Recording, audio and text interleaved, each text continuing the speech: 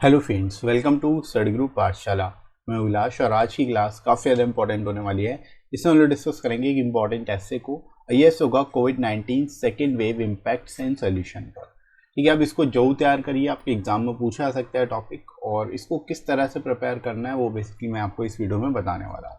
Right, और इसकी complete playlist को जरूर देख लीजिएगा, डिस्क्रिप्शन में आपको लिंक मिल जाएगा, वहाँ से जाके आप सारे मोस्ट एक्सपेक्टेड टॉपिक्स को प्रिपेयर कर सकते हो।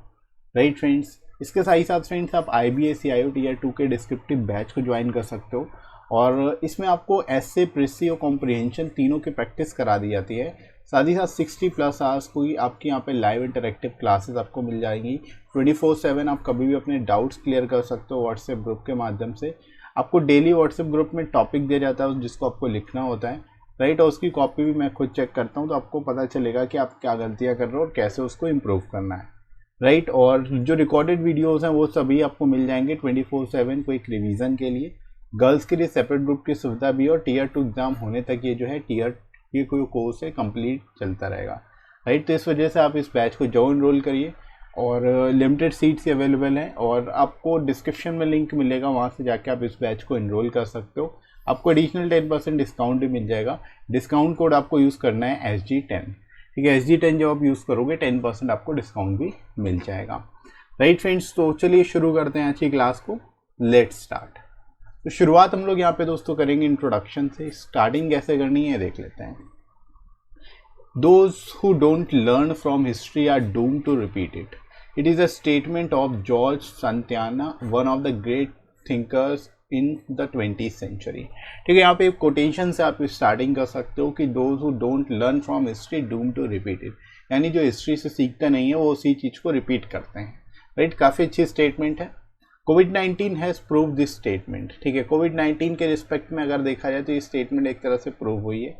Right, today millions of peoples are suffering from causes given by कोविड-19 पेंडेमिक एंड सब्सिक्वेंट लॉकडाउन। ठीक है, अब देखो मिलियंस ऑफ पीपल जो है वो एक तरह से जो कोविड-19 और लॉकडाउन है उसकी वजह से सफ़र कर रहा है। राइट, अलग अलग तरह से। तो यहाँ पर आप शुरुआत इस तरह से कर सकते हो, बेसिक चीज़ें बताते हुए। राइट, इसके बाद देखो many people are suffering from stress and depression due to failure of business and economic recession. ठीक है, बहुत से लोग जो है एक तरह से स्ट्रेस और डिप्रेशन का भी सामना कर रहे हैं, क्योंकि जो बिजनेसेस हैं वो बंद हो चुके हैं, इकोनॉमिक रिसेशन आ चुका है, लोगों की कमाई बंद हो गई है, तो इसकी वजह से लोग डिप्रेशन का भी एक तरह से शिकार हो रहे हैं। राइट, द सेकेंड कोविड-19 wave has hit India with great ferocity. ठीक है, जो सेकेंड कोविड-19 की वेव है इंडिया को इसने बहुत ही ज़्यादा हिट किया है, और विथ फेरोसिटी मतलब बहुत ही तेज़ी से किया है। Family members, friends and colleagues are infected. Hospitals are flooded with patients.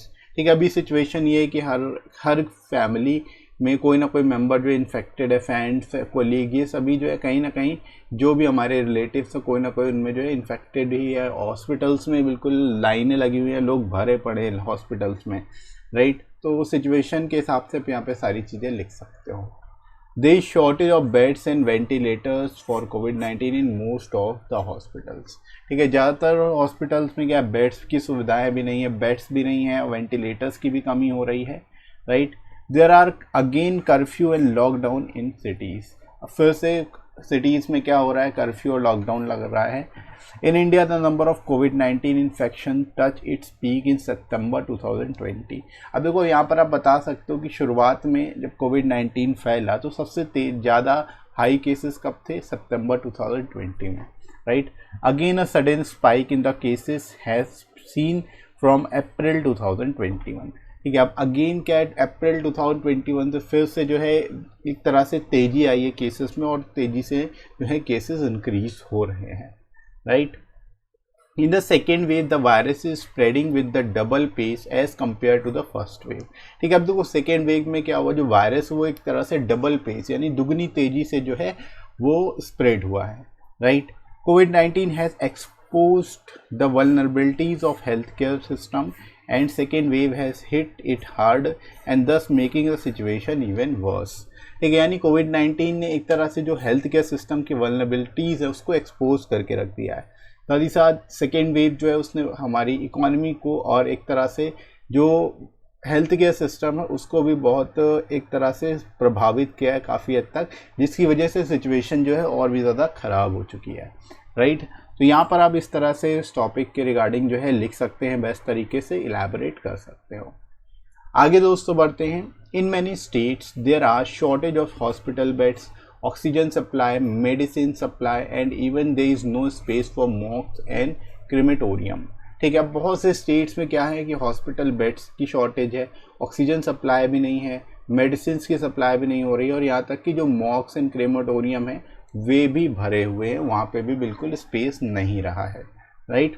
It clearly demonstrate the shortage of health care infrastructure in terms of doctors, medical equipment, health care workers and even hospitals. ठीक है, अब ये चीज़ क्या demonstrate करती है? Shortage of health care infrastructure को demonstrate करती है कि इंडिया में हेल्थ केयर इंफ्रास्ट्रक्चर उतना अच्छा नहीं है, चाहे वो डॉक्टर्स को लेकर के हो, चाहे मेडिकल इक्विपमेंट को लेकर के हो, हेल्थ केयर वर्कर्स, यहाँ तक कि हॉस्पिटल्स भी नहीं हैं कई जगह। तो इस तरह से सिचुएशन जो है और भी ज़्यादा खराब, right. The vulnerable section of the society that is the unorganised sector mostly who are daily wage workers have become the victims of second wave again.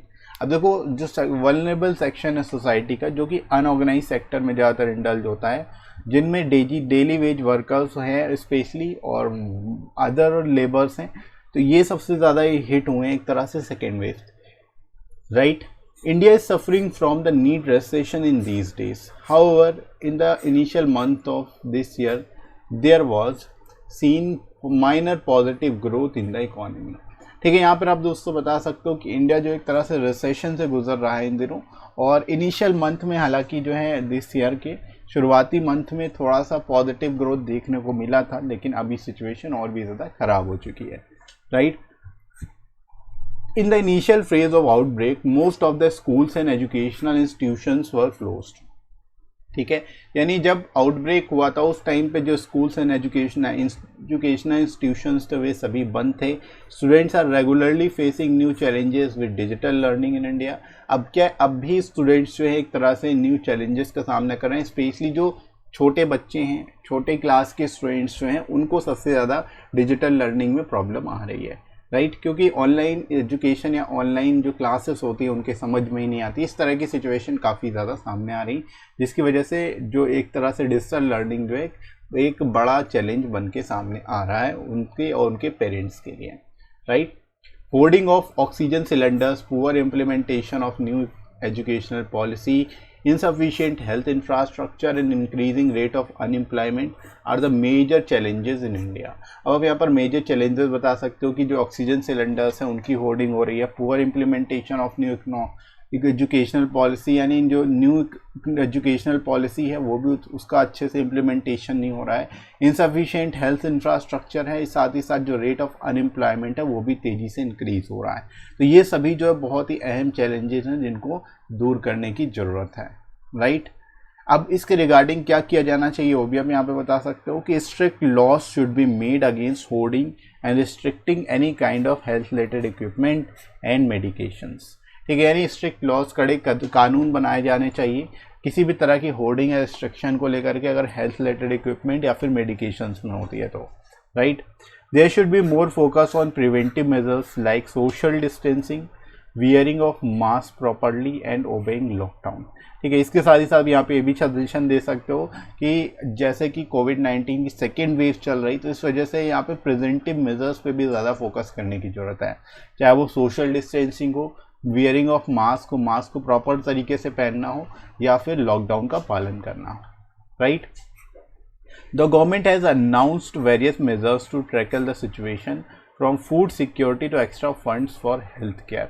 ठीक है, गवर्नमेंट ने अपनी तरफ से प्रयास किया है, गवर्नमेंट ने ऑलरेडी कई सारे मेजर्स अनाउंस किए हुए हैं ताकि जो सिचुएशन है उसको टैकल किया जा सके, चाहे वो फूड सिक्योरिटी को लेकर कोई हो, चाहे वो एक्स्ट्रा फंड हो हेल्थ केयर को लेकर के, राइट।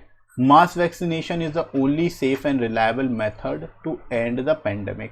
ठीक है, मास वैक्सीनेशन जो है एक तरह से सेफ और रिलायबल मेथड है जिससे इस पेंडेमिक को ख़त्म किया जा सकता है, राइट। तो इस तरह से यहाँ पर आप इसके बारे में लिख सकते हो बढ़िया तरीके से। इसके बाद फाइनली हम लोग लास्ट पैरा में मूव करते हैं कंक्लूजन के, as majority of health care and frontier workers in India have already vaccinated and now registrations are open for rest of the public.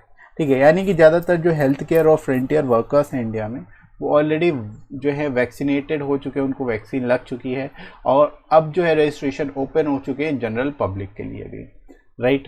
The participation of public is the key to control the second wave.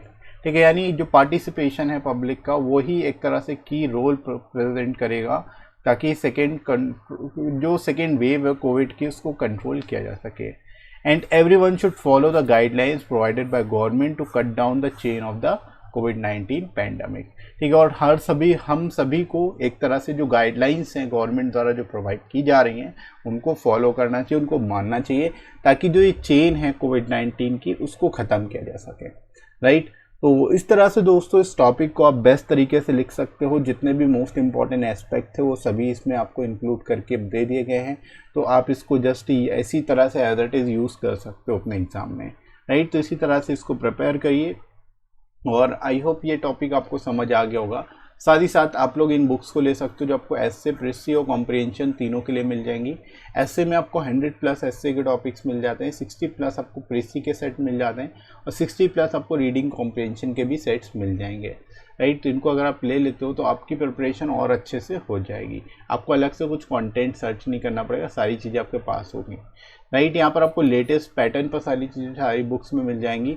साथ ही साथ with in word limit सारे के सारे topics मिलेंगे, जैसे कि इससे जो है वो अराउंड 400 वर्ड्स में कवर किए गए हैं और लोएस्ट कॉस्ट में आपको ये बुक्स मिल जाएंगी, एडिशनल 30% डिस्काउंट भी मिल जाएगा।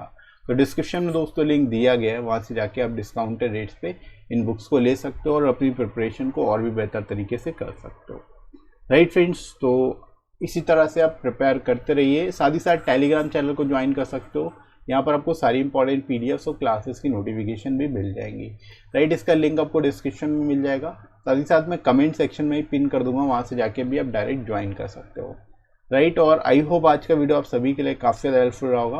वीडियो कैसा लगा कमेंट करके जरूर बताइए। वीडियो हेल्पफुल लगा हो तो लाइक करिएगा, इस वीडियो को शेयर करिएगा अपने सभी दोस्तों में और सब्सक्राइब कर लीजिए चैनल को अगर आप में से कोई नया है तो, राइट फ्रेंड्स। तो अभी के लिए इतना ही, नेक्स्ट मिलता है अगली क्लास में। Thanks for watching.